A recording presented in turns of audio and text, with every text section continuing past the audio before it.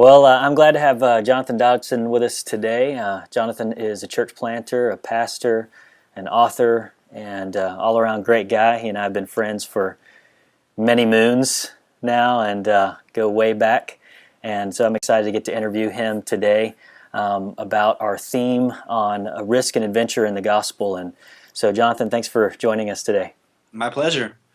Well, cool. Why don't we just jump right in? I'd love for you to tell us a little bit about yourself and how you got to where you are and some of your passions. And Well, I was raised in East Texas in a little town called Nacogdoches. Well, Nacogdoches, but we call it fondly Nacogdoches. My dad's American, my mom's British. I think that had a role to play in my own appreciation for different cultures growing up.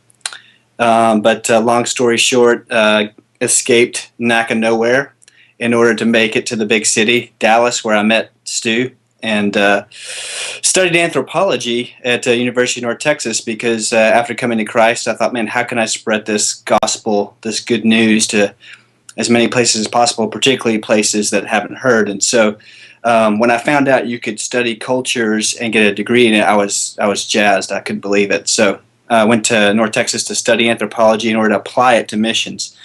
So, that was those were the college years. I began doing short-term trips and things like that. Another formative point was when I moved to Minneapolis and studied under John Piper for a couple of years and married my wife the second year I was there, Robbie, who is just marvelous. If I'm law, she's grace. And so it's been great to kind of figure out how that all works together over the past 11 years. We've been married for 11 years. We have Owen's 5, Ellie's 4, and then our newest addition is Rosamond, and she's about 10 weeks. So we got a full house. When we go shopping, it feels a lot different now. I've got like a herd to take with me. So it's great. We have a wonderful family. So from Minneapolis, went to Boston, studied theology and missiology at Gordon Conwell, and from there I began to go overseas and take teams to do ethnographic research among unreached peoples, which might play into some of the risk stuff. But working among the Shan Dai, folk Buddhists in Burma, Laos, Thailand, and southern China. Long story short, I thought I was going to die among unreached peoples, but God turned me around and showed me that America is a mission field, and gave me a heart for my own country. And so, as far as I know, we'll be in America for a while. So from Boston, we began thinking, all right, what's the hardest place to plant a church? If we can't die among unreached peoples, where can we go? Some self-righteousness in that, but I hope, a lot of prompting of the Spirit. And so we tried Boston for a little while, and then ultimately ended up in Austin because it rhymes with Boston. Right. You heard from the Lord, Boston, but it was just missing a B. Yeah, actually it was, a little slow. But, so we moved to Austin in 2006 and planted Austin City Life, maybe started about a year later. Austin City Life has been just a transforming experience for me, kind of relearning what church is. I really often say I fell in love with the church all over again. That wasn't because I fell out of love with it. It's because I wasn't an anti-church guy. But when I began to experience kind of close community on mission in a city like Austin, I fell in love with church all over again. So it's been great. That's cool. Yeah, that's cool. Some biography anyway. Well, cool, dude. Let's jump right into. We're doing a series on risk and adventure in the gospel, and we've been doing several interviews, and it's kind of coincided with a just released new book called The Faith of Leap by Frost and Hirsch, and so excited about that and kind of their take on how risk and adventure really shape our walk with Christ, and not just shape our walk, but also the community that we walk with, and how that's so formative for us individually and in our communities on mission. From your perspective, why is the gospel dangerous? Why is it a risky adventure? Why do we even need to talk about risk and adventure when we talk about the gospel? Yeah, there's part of me that doesn't like the risk and adventure. probably because of the commercial Hollywood kind of feel that you get when you talk about that. But it's a great question. Why is the gospel dangerous? Because I think there is danger in the gospel. I think the gospel is dangerous because it asks for your life. It doesn't ask for a decision. It doesn't ask for a spiritual compartment. It doesn't ask for agreement theologically.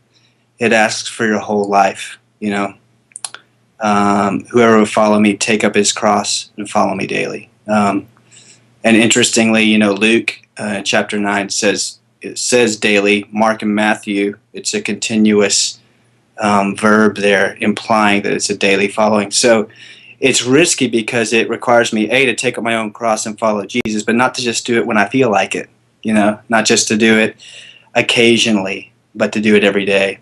And so gospel is dangerous because it asks for your life, but it gives you security because it gives you a life better than you could have ever constructed. So, in some respects, I feel a little shallow in saying that because I don't live in the majority world where Christianity is burgeoning, flourishing under very difficult conditions, like in Africa and Asia. Yeah. But, as Americans, we have our own risks, we have our own challenges, and it doesn't matter who you are, where you live, the call is still the same. The cost may look a little different. Yeah, why don't you talk a little bit about that? How biblically are Christians called to and equipped for a risk-taking faith? How are they called to and equipped for a risk-taking faith? Yeah. I mean, I think that, when I hear the word risk, I think grandiose. I think pack your bags, sell your possessions, and move to, Somalia. Yeah, and I think that's what a lot of people hear when they hear risk. Yeah. So your practical question of what are we called to and then subsequently how are we equipped is really important in talking about this. I think, fundamentally the calling is there every day to take up our cross and follow Jesus daily. What does it mean to take up your cross? It means a variety of things. I think essentially the gospel is cruciform. It is self-denial. It is Philippians 2, Jesus embodying the gospel as one who doesn't consider equality something with God to be grasped, but lowers himself, right, in order to serve. And then we are to have this attitude, which is in Christ Jesus. So this essential self-denying aspect that is central to Christianity that is so against the grain of American culture, which instead of saying deny yourself, says fulfill yourself. And of course, it leads to lots of dead-end roads, which I'm pastoring in here in Austin. One of the, many people move to Austin because of the high quality of life. They're coming to be fulfilled, not to die. Yeah. So essentially, I think it's a calling to die to yourself that Christ might live. So what does that look like practically? That call to follow Jesus isn't to meander through the woods and have a spiritual experience, to take up your cross and follow him daily. It is to follow him on his mission. Right? His mission was a mission of redemption. He went to a cross, he died on a cross to purchase people from every tribe, tongue, nation, language. So following Jesus is a missional following. So if I'm going to answer the question practically, what does it look like? What is the call to die to myself? I think it's going to look different for different people over time. So risk sounds grandiose, but it may start very simply, It may start with you actually getting to know your neighbors and know their names, have them in your home, even if they have a different religion, even if they have a different sexual orientation, even if they have a different kind of social or vocational background. That may be risky for some people. Mm-hmm. It may be intimidating, but that is at the heart of the gospel. You deny what is comfortable in order to follow Jesus and extend the hope of the gospel to others. So, very practically, it might be just getting to know your neighbors, inviting them into your home.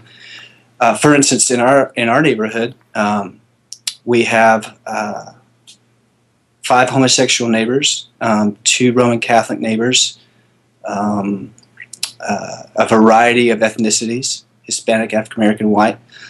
And really the best friendships I have are with people who have a different sexual orientation than I do, that would consider themselves gay. And so I've had to kind of calculate the risk of inviting people who are different into my home around my kids.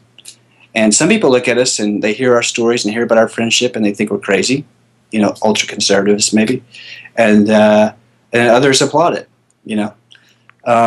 I'm not looking for applause. I'm just trying to follow Jesus, and I see Jesus moving into the unlikely places, spending time with people who are different. So I don't know, maybe rambling a bit, but a practical illustration of maybe the first step of risk in getting to know your neighbors and embracing people who are very different from us so that we can display the love of Christ, communicate the gospel, and move into their life. And we've had lots of opportunities to do that. Yeah, I like what you said about, sometimes risk it might look grandiose and it might look really, in a lot of ways it might look like a small step for some people, but it's still risk for them.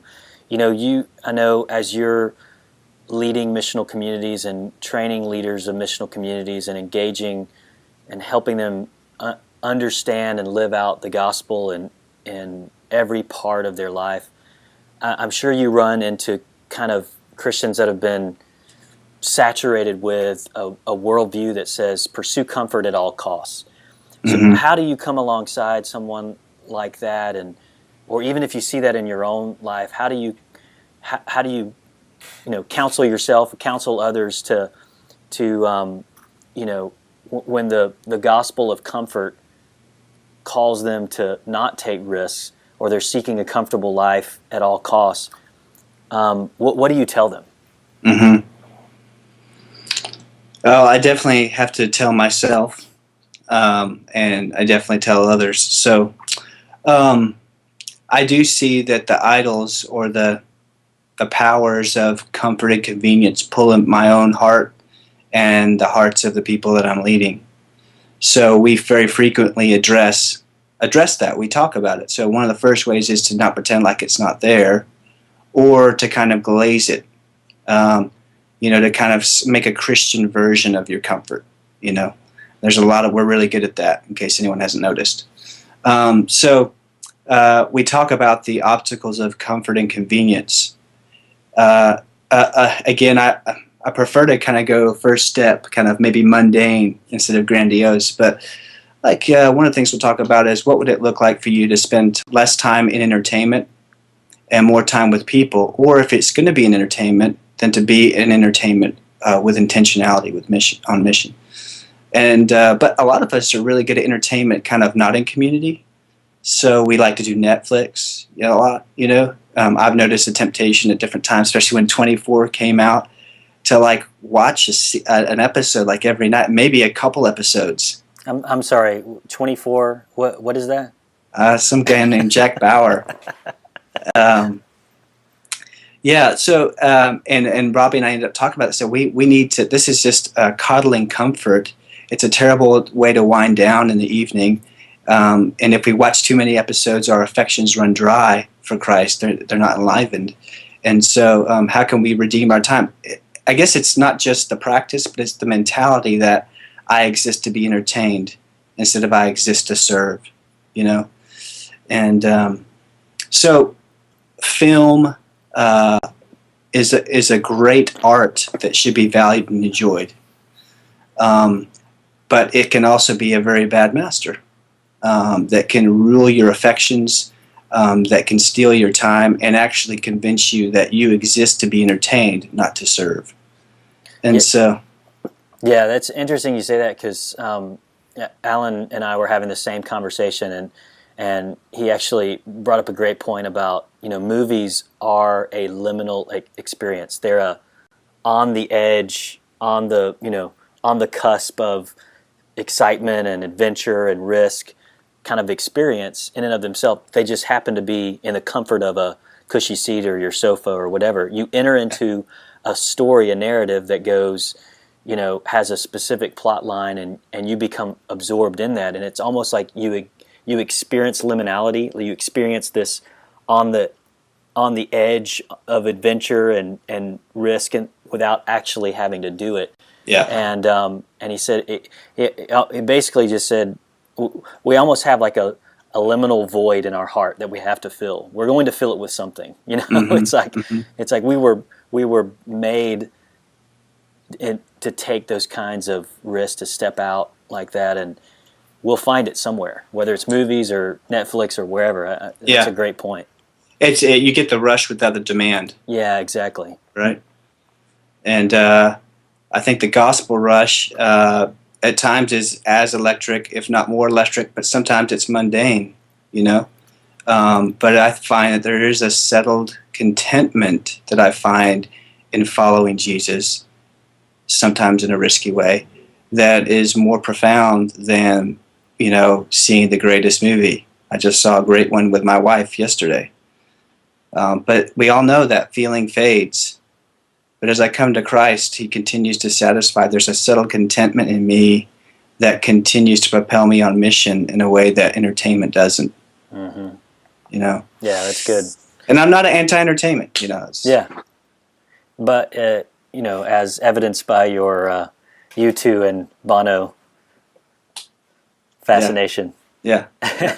Hey, real quick, so as you're leading yourself, as you're leading others, as you're, engaging in mission on community centered around the gospel, practically, what are some even practical next steps that you could say for someone who are, you may be, let's say you were counseling someone to begin to take next steps of risk and adventure because of the gospel, or you're even, counseling yourself or counseling your leadership or training them or whatever.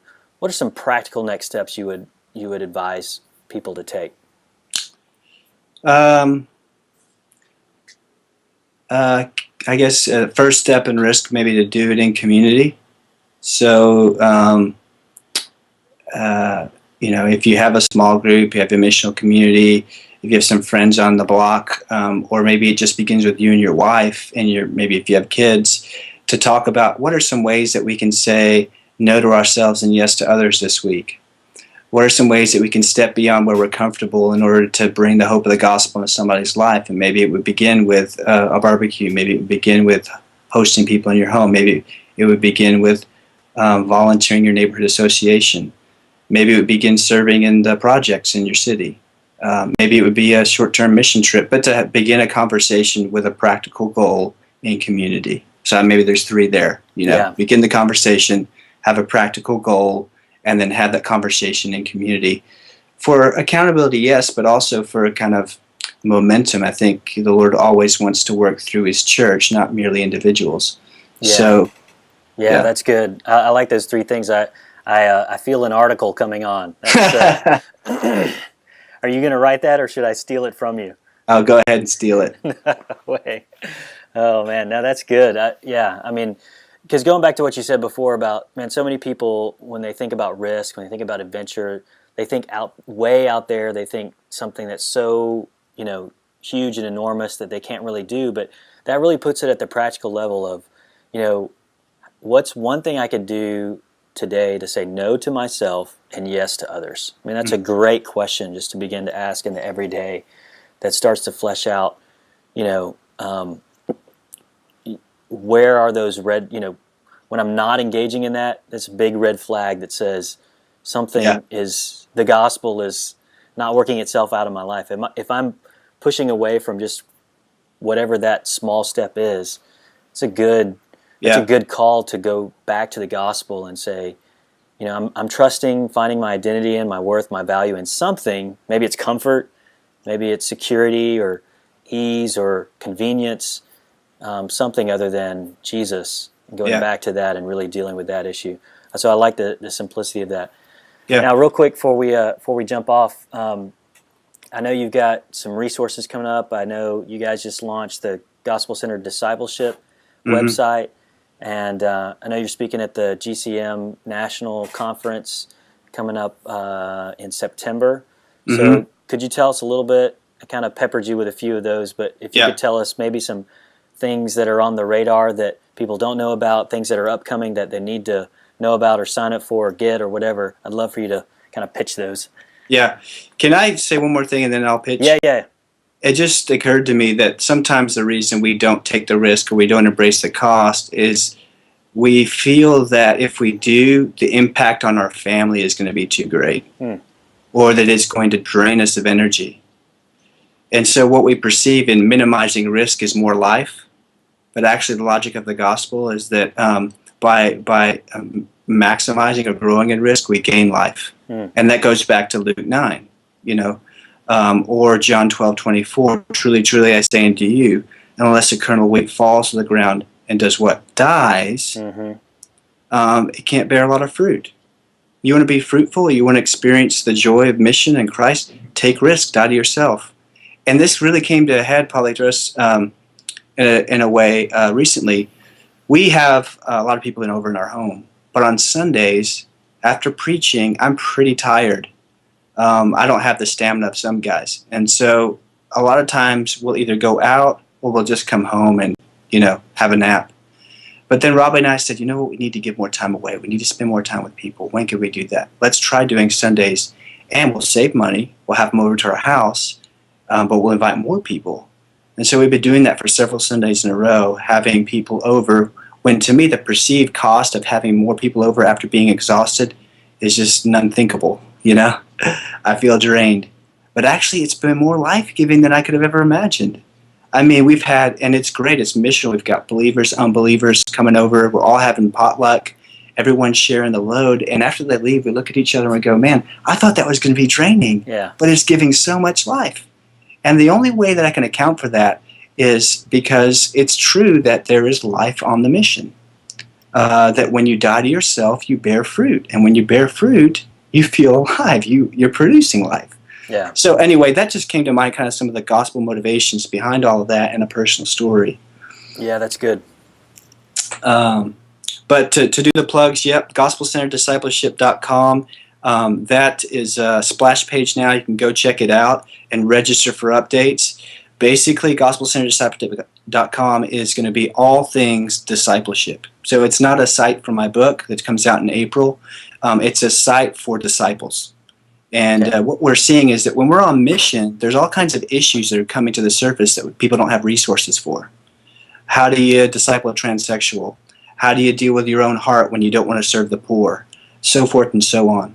So what we've decided is we want to find a site where we get, it's practitioner tested, it's gospel centered, it's community shaped, it's mission focused, and it's electronically accessible. Basically, we want to have all things discipleship out there that meet those criteria, so that we can help one another in taking up our cross and following Jesus daily. Yeah, good. So, so that'll launch in about a month. You can follow on Twitter, GC Discipleship. And then, the GCM conference, the National GCM Collective Conference, is September 14th through 16th. Jeff Vanderstelt will be there. Steve Timmis will be there. A number of us there on the GCM Collective will be there. That's in Huntsville. It's $69 this month. It goes up next month. And again, our heart is to equip the church.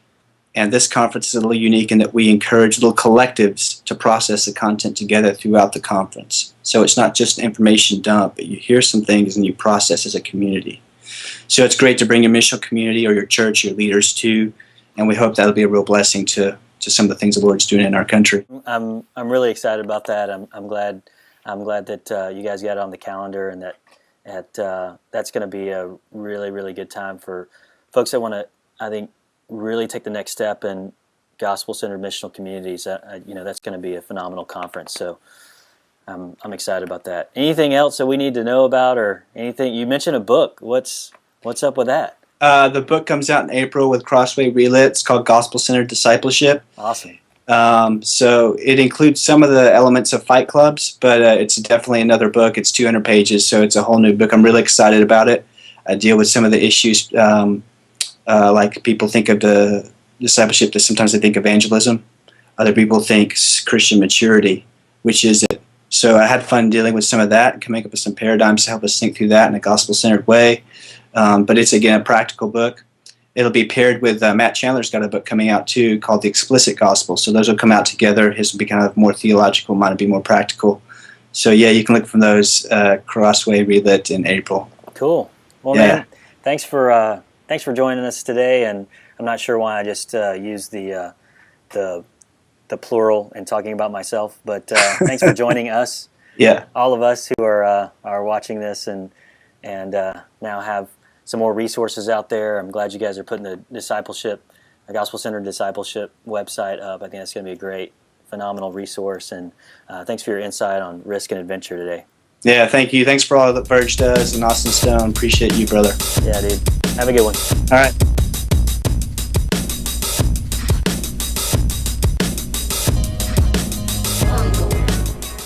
What people don't know is that